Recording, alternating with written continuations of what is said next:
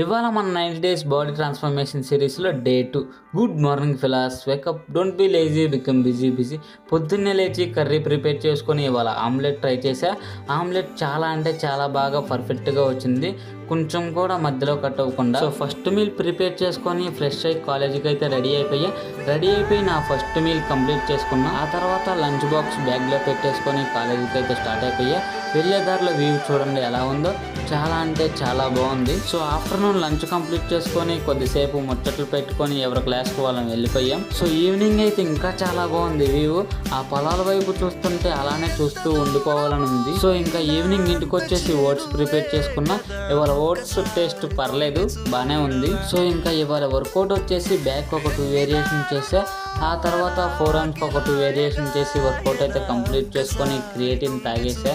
ఆ తర్వాత fresh dinner complete చేసుకొని ఒక టీ తాగేసి డే అయితే ఏం చేసా. So done for the day.